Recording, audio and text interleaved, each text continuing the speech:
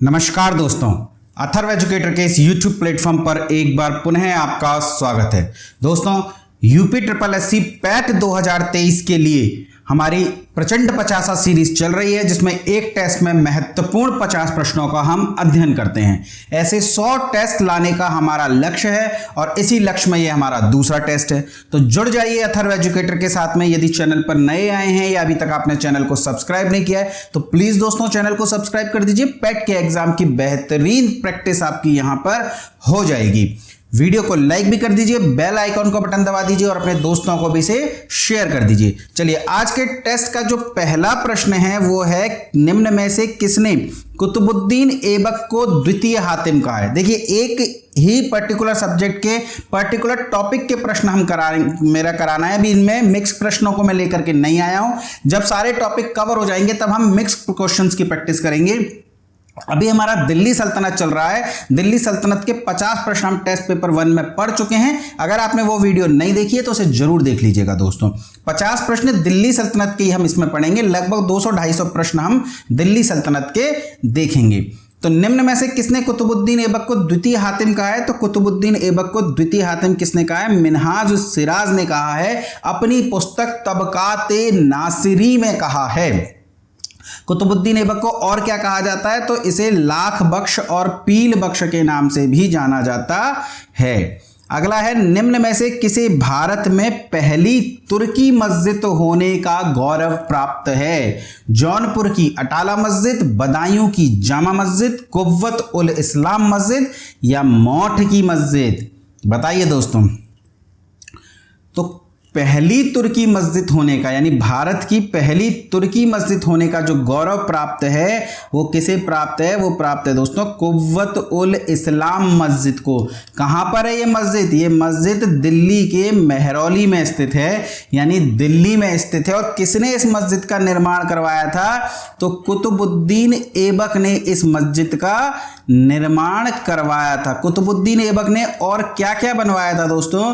तो कुतुबुद्दीन ऐबक ने कुतुब मीनार का निर्माण करवाया था, अजमेर में 2.5 दिन का झोंपड़ा बनवाया था और दिल्ली में कुव्वत उल इस्लाम मस्जिद बनवाई थी। ध्यान रखिएगा इसे।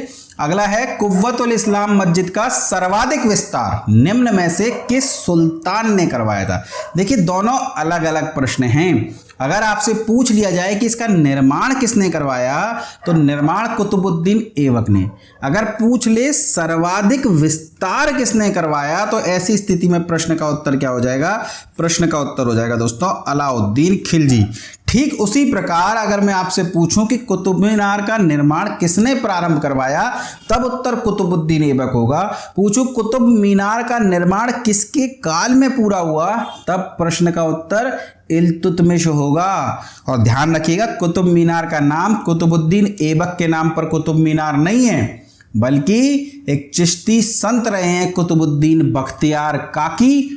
उनका वो भक्त था, उनका वो फॉलोअर था कुतुबुद्दीन ऐबक, और कुतुबुद्दीन बख्तियार काकी के नाम पर उस मीनार का नाम कुतुब मीनार रखा गया है। बहुत से स्टूडेंट सोचते हैं कुतुबुद्दीन ऐबक ने बनवाया था इसलिए उसका नाम कुतुब मीनार होगा, ऐसा नहीं है। दिल्ली सल्तनत के प्रारंभिक शासक किस वंश के थे? देखिए, प्रारंभिक शासक यानी कुतुबुद्दीन ऐबक, इल्तुतमिश, रजिया सुल्तान और बलबन, इनके विषय में बात की जा रही है। और ये सभी किस वंश के थे दोस्तों? ये सभी दास वंश के थे। दास वंश जिसे गुलाम वंश के नाम से भी जाना जाता है, और गुलाम वंश जिसे प्रोफेसर हबीबुल्लाह ने ममलूक वंश भी कहा है। तो प्रश्न का उत्तर क्या हो जाएगा?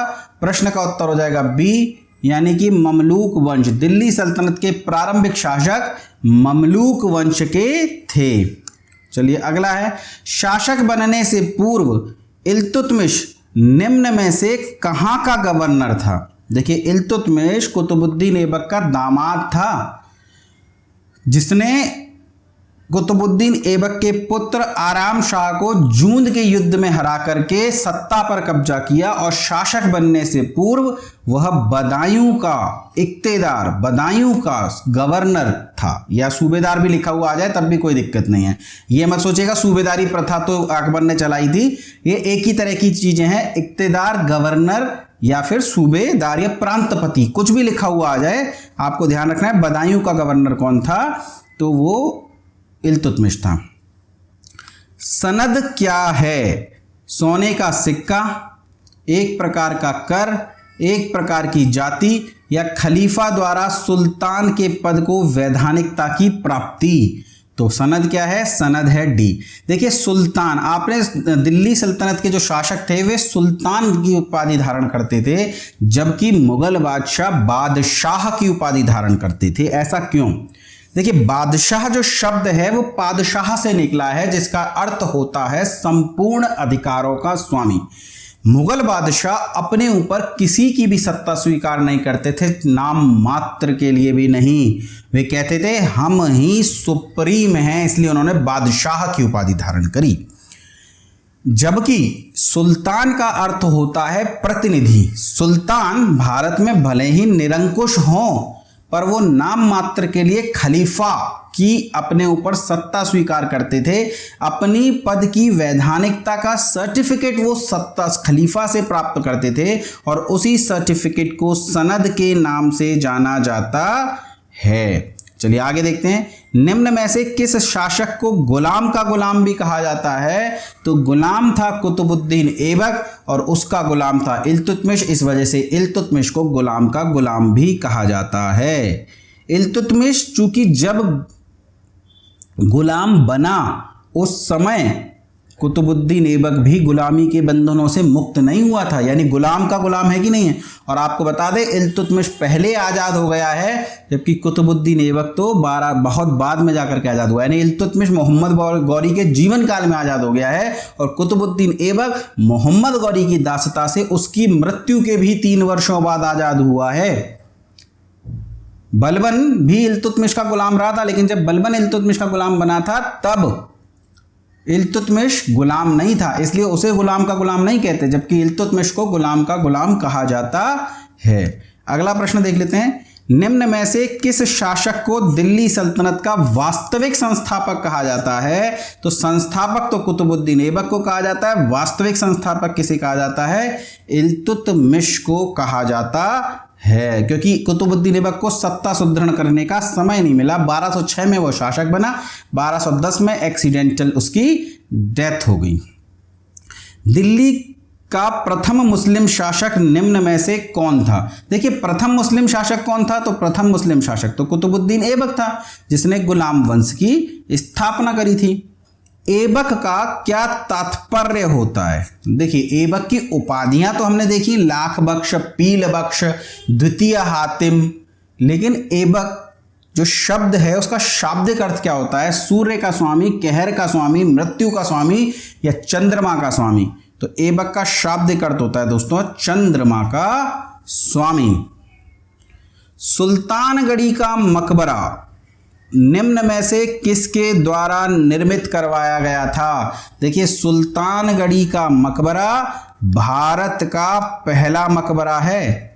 भारत की पहली मस्जिद हमने देखी कुव्वतुल इस्लाम मस्जिद, और भारत का पहला मकबरा यदि आपसे पूछ ले कौन सा है, तो सुल्तानगढ़ी का मकबरा भारत का पहला मकबरा है, जिसका निर्माण इल्तुतमिश ने कराया। ये इल्तुतमिश के पुत्र नासिरुद्दीन महमूद, एक पुत्र था इसका नासिरुद्दीन महमूद, बाद में एक नासिरुद्दीन महमूद नाम का शासक भी आएगा गुलाम वंश में। बलबन का दामाद, बलबन से पहले 20 वर्षों तक रूल किया, लेकिन इल्तुतमिश के एक पुत्र का नाम नासिरुद्दीन महमूद था, उसकी मृत्यु हो गई। उसका मकबरा बनवाया है दिल्ली सुल्तानगढ़ी में इल्तुतमिश ने, जिसे भारत का पहला मकबरा कहते हैं, और इसी वजह से इल्तुतमिश को मकबरों का जनक कहा जाता है।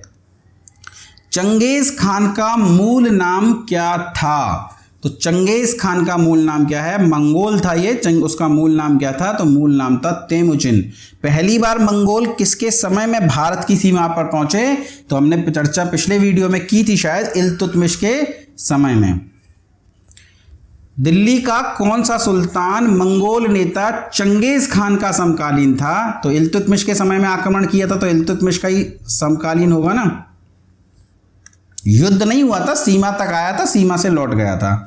निम्न में से कौन मध्यकालीन भारत की प्रथम महिला शासिका थी। तो मध्यकालीन भारत की पहली, और अगर बात करें इस दिल्ली सल्तनत में और मुगल काल में, तो पहली और एकमात्र महिला शासिका। देखिए मैं इसलिए आपको दिल्ली सल्तनत और मुगल काल बोल रहा हूं क्योंकि मध्यकालीन भारत में फिर कश्मीर में आ जाएगा, वहां रानी दिद्दा ने शासन किया है, तो फिर एकमात्र नहीं रहेगी। लेकिन दिल्ली सल्तनत और मुगलवा यानी केंद्र में देखा जाए तो एकमात्र महिला शासिका कौन है, वो है रजिया सुल्तान।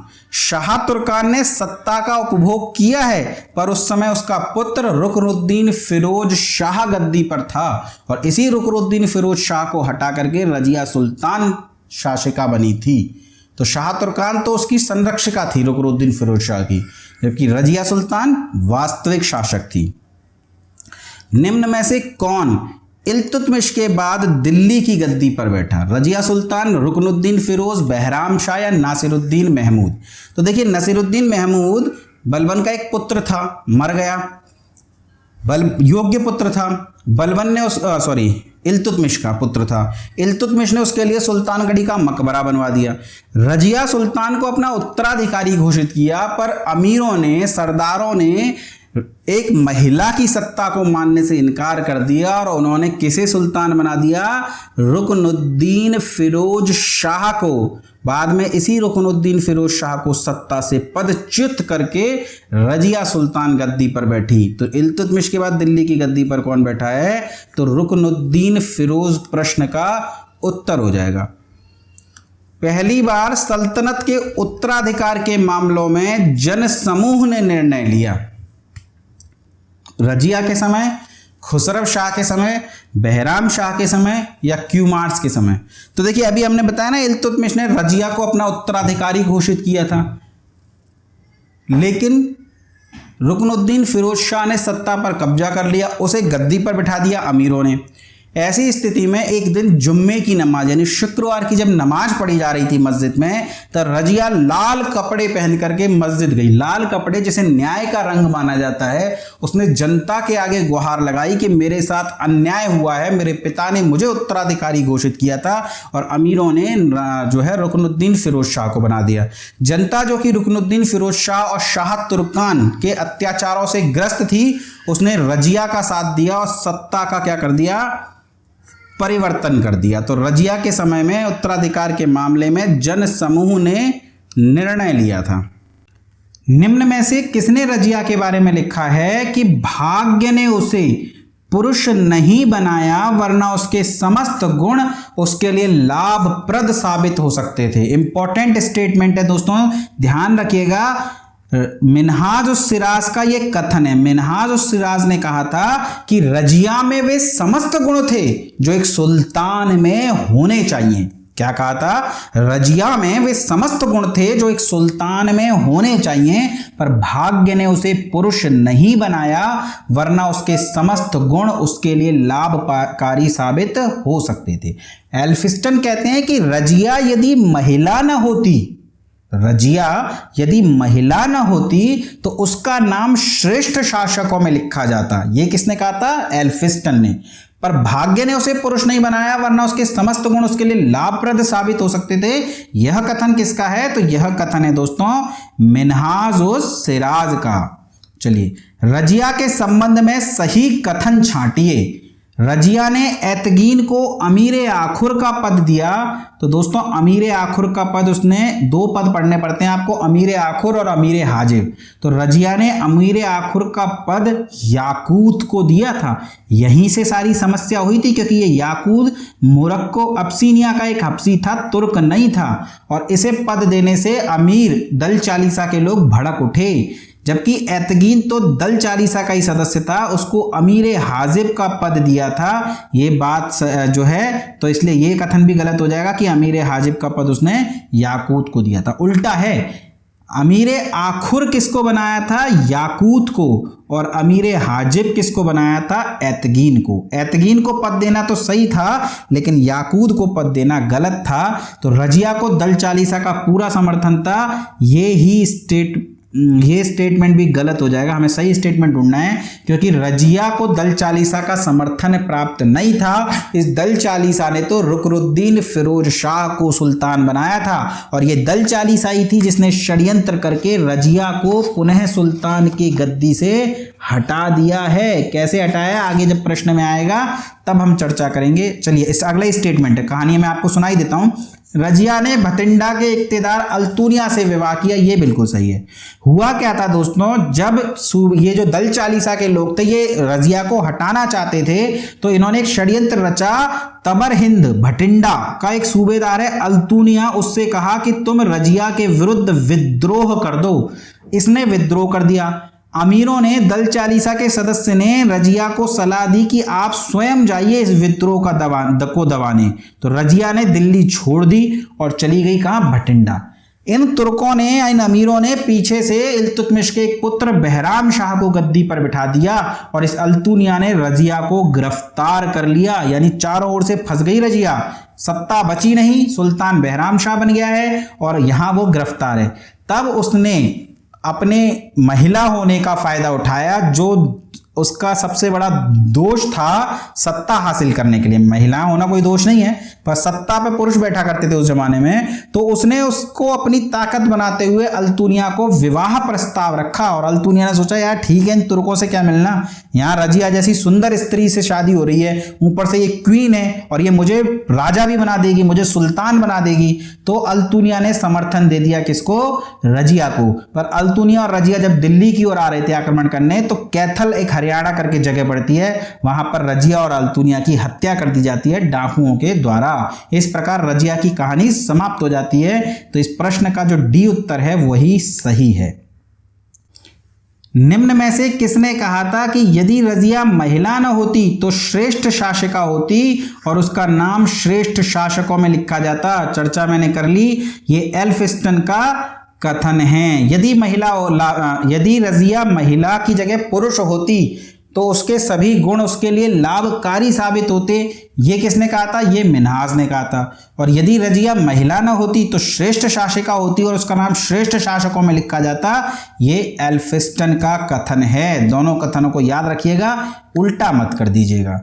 निम्न में से किसने रजिया के विरुद्ध विद्रोह किया था? तो कहानी हमने अभी सुनी, अल्तुनिया ने रजिया के विरुद्ध विद्रोह किया था। गयासुद्दीन आजम खिलजी ने 1225 में इल्तुतमिश के समय विद्रोह किया। तुगरिल खान ने 1279 में बलबन के साथ काल में विद्रोह किया। और मलिक छज्जू ने किसके समय में विद्रोह किया? जलालुद्दीन खिलजी के समय में। आरओ की थ्योरी की क्लासेस हमारी चल रही है मध्यकालीन भारत के इतिहास की, और वहां मैंने ये सारी बातें आपको विस्तार से पढ़ाई हैं। यदि आपने मेरी क्लासेस नहीं देखी हैं तो आरओ प्लेलिस्ट करके बनी हुई है चैनल पर। 3 हैं, एक हिंदी की, एक पॉलिटी की और एक हिस्ट्री की। तो उसमें हिस्ट्री की प्लेलिस्ट में जाकर के आप चेक कीजिएगा, इन क्लासेस को जरूर देखिएगा दोस्तों, बढ़िया लेक्चर दिया है मैंने वहां पे। चलिए, निम्न में से कहां पर रजिया की कब्र है? तो हरियाणा के कैथल में इनकी हत्या हुई थी, यहीं पर रजिया की कब्र भी है।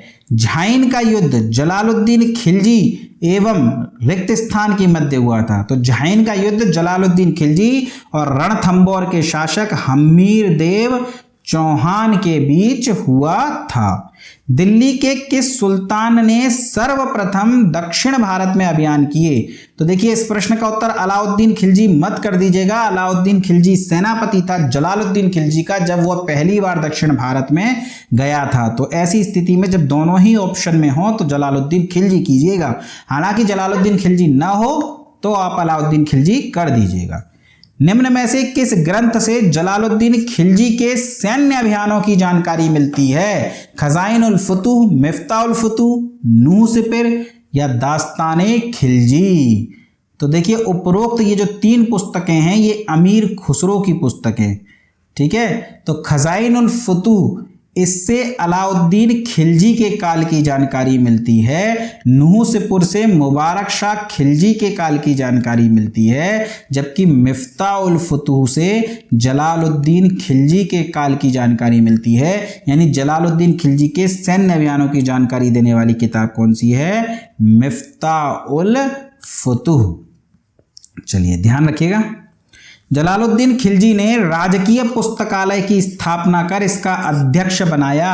तो जलालुद्दीन खिलजी ने एक राजकीय पुस्तकालय की स्थापना करी थी और उसका अध्यक्ष किसे बनाया था? उसका अध्यक्ष बनाया था दोस्तों अमीर खुसरो को। किसने अलाउद्दीन खिलजी के कार्यों को ग्रामीण क्रांति कहा है? देखिए, अलाउद्दीन खिलजी के कार्यों को ग्रामीण क्रांति किसने कहा है? तो मोहम्मद हबीब ने कहा है। मोहम्मद हबीब का कथन था कि जहां तुर्कों के कार्य नागरिक क्रांति थे, वहीं अलाउद्दीन खिलजी के कार्य ग्रामीण क्रांति थे।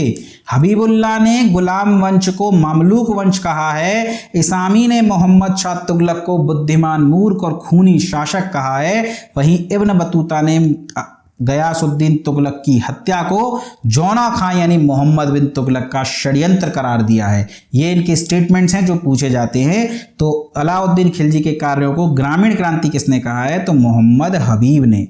निम्न में से कौन सी उपाधि अलाउद्दीन खिलजी की नहीं थी? तो जनता का चरवाहा अलाउद्दीन खिलजी की उपाधि थी।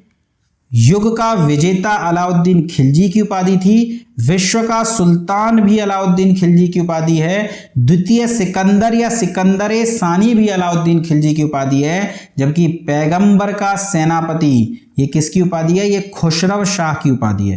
देखिए, अलाउद्दीन खिलजी के बाद उसका पुत्र मुबारक शाह खिलजी शासक बना है और मुबारक शाह खिलजी की हत्या करके एक धर्म परिवर्तित मुसलमान खुसरव शाह शासक बन गया था और उसने जो है अपने आप को पैगंबर का सेनापति कहा था। इसी खुसरव शाह के विरुद्ध गयासुद्दीन तुगलक ने इस्लाम खतरे हैं में का नारा दिया और इस खुसरव शाह को मार करके सत्ता स्थापना करी तुगलक वंश की। ठीक है, ध्यान रखिएगा। चलिए, निम्न में से किसका निर्माण अलाउद्दीन खिलजी ने नहीं करवाया था? अलाई दुर्ग अलाउद्दीन खिलजी ने बनाया। सीरी नामक नगर 1304 में अलाउद्दीन खिलजी के द्वारा बसाया गया। हजार खंभों का महल ये भी अलाउद्दीन खिलजी के द्वारा बसाया गया। जबकि राय पिथौरा का किला ये अलाउद्दीन खिलजी का नहीं है, बल्कि ये चौहान वंशी किला है। चलिए आगे देखते हैं। निम्न में से कौन सा सुल्तान एक नया धर्म चलाना चाहता था, पर अपने मित्र और दिल्ली के कोतवाल की सलाह पर उसने अपने ये विचार त्याग दिए? देखिए, अलाउद्दीन खिलजी एक नया धर्म चलाना चाहता था, सिकंदर की तरह विश्व विजय करना चाहता था, पर ये दोनों ही काम करने से उसके दोस्त और दिल्ली के कोतवाल एनाउल मुल्क ने, नाम क्या है? एनाउल मुल्क, उसने मना कर दिया। अलाउद्दीन खिलजी ने उसकी बात मान ली और अपना यह विचार त्याग दिया। चलिए आगे देखते हैं। सब्सक्राइब तो करो दोस्तों, चैनल सब्सक्राइब नहीं करते हो। दिल्ली सल्तनत के किस सुल्तान ने स्वयं को खलीफा कहा है? तो देखिए, अलाउद्दीन खिलजी को खलीफा का सहायक कहा जाता है, ना कि खलीफा। खलीफा स्वयं को इसके बेटे मुबारक शाह खिलजी ने कहा है और पैगंबर का सेनापति किसने कहा है? खुसरव शाह ने। किसने स्वयं को पैगंबर का सेनापति कहा है? देखिए आ गया प्रश्न, तो किसने कहा है? खुसरव शाह ने। निम्न में से किसके विद्रोह का संबंध अलाउद्दीन खिलजी से है? देखिए, विद्रोह आप याद रखिएगा। गयासुद्दीन आजम खिलजी का विद्रोह इल्तुतमिश के काल में हुआ। तुगरिल खां का विद्रोह बलबन के काल में हुआ। अल्तुनिया का विद्रोह रजिया सुल्तान के काल में हुआ। मलिक छज्जू और हाजी मौला का विद्रोह जलालुद्दीन खिलजी के काल में हुआ। और सीदी मौला का विद्रोह किसके काल में हुआ है? अलाउद्दीन खिलजी के काल में। और सर्वाधिक विद्रोह 22 विद्रोह किसके समय में हुए हैं? मोहम्मद बिन तुगलक के काल में। अगला है, गुलाम वंश का शासक मसूद शाह निम्न में से किसका पुत्र था? देखिए, इल्तुतमिश के बाद रुकनुद्दीन फिरोज शाह गद्दी पर बैठा, जो कि इल्तुतमिश का पुत्र था। फिर इस इल्तुतमिश की बेटी रजिया सुल्ताना गद्दी पर बैठी है और रजिया सुल्तान के बाद इल्तुतमिश का एक और बेटा मसूद शाह गद्दी पर बैठा है और बहराम शाह गद्दी पर बैठा है और बहराम शाह के बाद शासक बना है मसूद शाह। और ये मसूद शाह जो है रुकनुद्दीन फिरोज का बेटा है और इस मसूद शाह के बाद नासिरुद्दीन महमूद गद्दी पर बैठेगा, वो भी इल्तुतमिश का ही पुत्र है। यानी इल्तुतमिश के बाद जितने भी शासक बने हैं ना बलबन से पहले, वे सभी इल्तुतमिश के बेटे हैं। इस मसूद शाह को यदि छोड़ दें, बेटा और बेटी, मसूद शाह जो है रुकनुद्दीन फिरोज का बेटा है, इसलिए इंपॉर्टेंट हो जाता है, ध्यान रखिएगा। निम्न में से किस सुल्तान ने न्यामते खुदाई का सिद्धांत दिया? तो न्यामते खुदाई का सिद्धांत बलबन के द्वारा दिया गया। लौह और रक्त की नीति भी अपनाई, स्वयं को जिल्ले इलाही कहा। किसने कहा था सुल्तान का पद निरंकुशता का सजीव प्रतीक है? तो बलबन के बेटे बोगरा खान ने ये स्टेटमेंट दिया था। बलबन से बहुत डरता था, तो बलबन के बारे में कहा था कि सुल्तान नहीं है, ये तो निरंकुश व्यक्ति है, निरंकुशता का सजीव प्रतीक है। तो किसका कथन है? बोगरा खां का कथन है। 1279 एडी में बलबन के समय में कहां के सूबेदार ने विद्रोह किया? तो बंगाल के सूबेदार तुगरिल खां ने। इस तुगरिल खां की गर्दन काट करके चौराहे पे टांग दी, सड़ गई, सूख करके गिर गई, पर उस गर्दन को कोई हटा नहीं सका। क्यों? बलबन का स्पष्ट आदेश था, कोई हटाएगा तो उसकी गर्दन भी वहीं टंगी मिलेगी।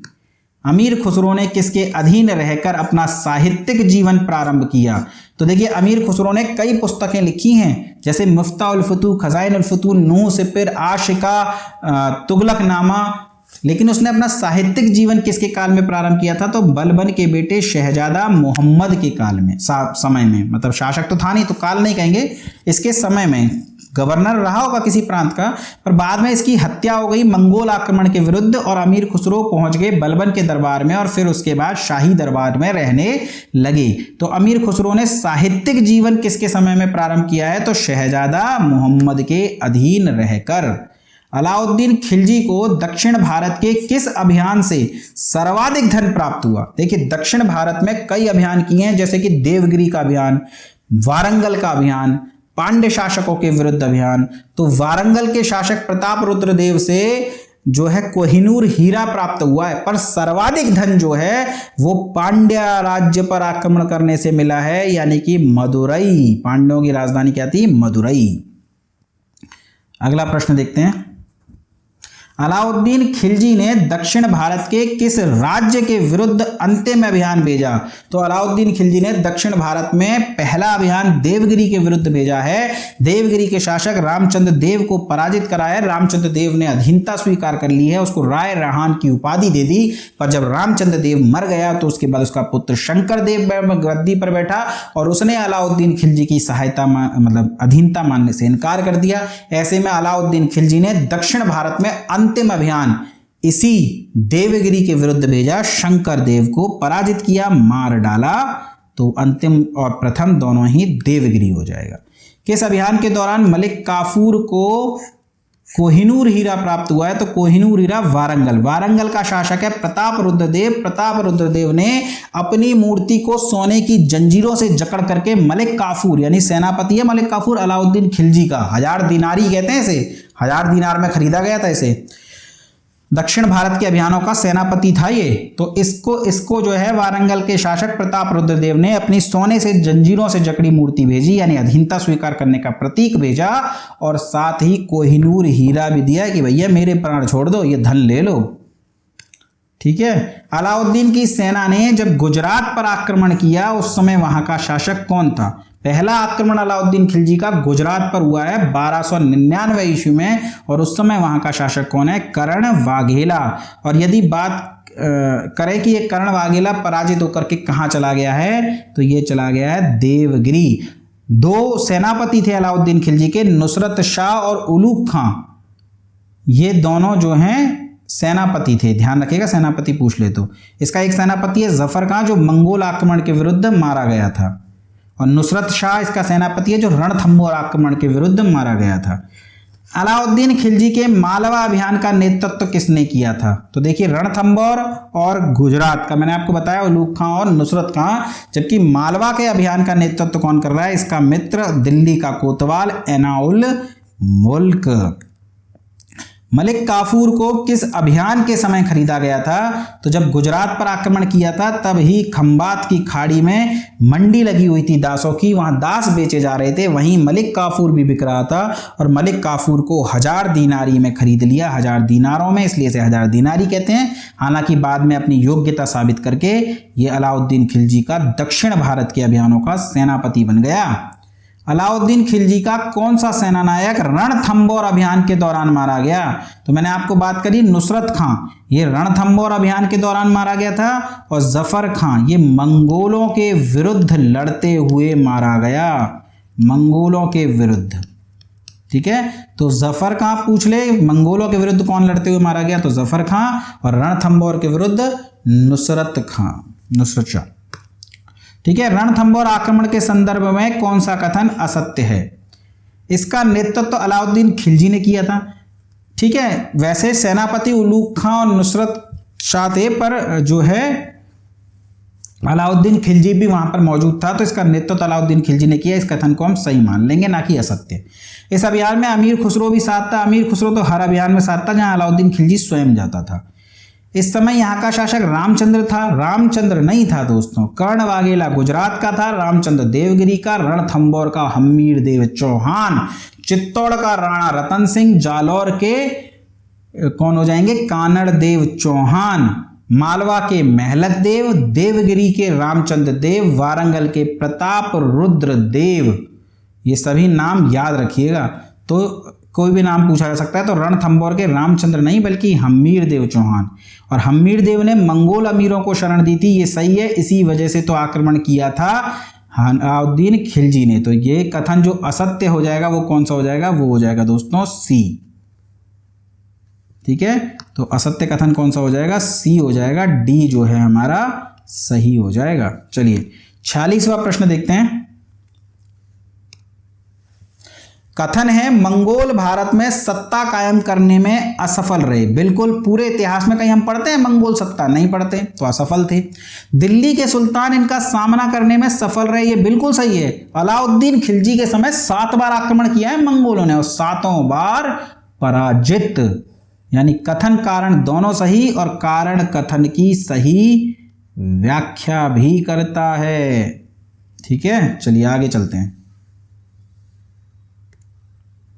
अलाउद्दीन खिलजी ने सीरी को अपनी नई राजधानी निम्न में से कब बनाया? देखिए, मंगोलों के आक्रमण हो रहे हैं, लगातार आक्रमण हो रहे हैं, इस वजह से एक सैन्य नगर बसाया। उसने कहा एक ऐसी राजधानी बसाऊंगा जहां पूरी तरीके से मैं सुदृढ़ होऊंगा, और वहां करके देखना आक्रमण तुम। तो सीरी फोर्ट बनाया, सीरी नाम का नगर बसाया, सैन्य नगर। और कब बसाया? ये 1304 में, और यहीं बैठ गया है, यहीं से अपनी राजधानी बना लिया है, और मंगोलों को बोल रहा है आओ करो आक्रमण, पीस के रख दूंगा इस सीरी में। तो अलाउद्दीन खिलजी की वजह से ही भारत में मंगोल सत्ता नहीं स्थापित हुई। ध्यान रखना, मंगोल बहुत अत्याचारी होते हैं, तो कुछ तो अच्छा काम हुआ कि मंगोल भारत में सत्ता कायम करने से बच गए, मतलब सत्ता उनकी कायम नहीं हुई, भारतीय बच गए। अलाउद्दीन खिलजी के आक्रमण के समय देवगिरी का शासक कौन था? देखिए, मैंने कहा नाम पूछे जा सकते हैं आपसे। राणा रतन सिंह चित्तौड़ का, प्रताप रुद्र देव वारंगल का, रामचंद्र देव देवगिरी का, हमीर देव चौहान रणथंभौर का, कानड़ देव चौहान जालौर का, महलक देव मालवा का, शातल देव या शीतलक देव ये कहाँ का? सिवाना का। सुंदर पांडे वीर पांडे का उत्तराधिकार संघर्ष चल रहा है, और वो कहाँ के हैं? वो हैं पांडे राज्य मदुरई के। चलिए, अलाउद्दीन खिलजी ने किस गुलाम ने देवगिरी आक्रमण का नेतृत्व किया? तो न केवल देवगिरी का, देवगिरी आपके इसके बाद वारंगल, होयसल और पांडे, यानी सभी दक्षिण भारत के आक्रमणों का नेतृत्व मलिक काफूर के द्वारा ही किया गया है। चलिए, टेस्ट नंबर 2 यानी टेस्ट नंबर 2 का जो अंतिम प्रश्न है, प्रश्न 50, प्रश्न क्रमांक 50, वो क्या है? अलाउद्दीन खिलजी ने किसे राय रायन की उपाधि दी? तो राय रायन की उपाधि राजा रामचंद्र को दी थी। राजा रामचंद्र जो कि देवगिरी का शासक था, अलाउद्दीन खिलजी की अधीनता स्वीकार कर ली। प्रसन्न होकर अलाउद्दीन खिलजी ने से राय रायन की उपाधि प्रदान करी। तो ठीक है दोस्तों, ये थे जो है 2 टेस्ट जिसमें हम लगभग 100 प्रश्न, 50-50 प्रश्न दोनों में पढ़ लिए। आप पढ़ चुके हैं, आपके पास ये 100 प्रश्न है, इनका अध्ययन कीजिए, इन्हें याद कीजिए, अच्छे से इनकी तैयारी कीजिए। आपको एग्जाम में प्रश्न देखने को यहां से मिल सकता है दोस्तों।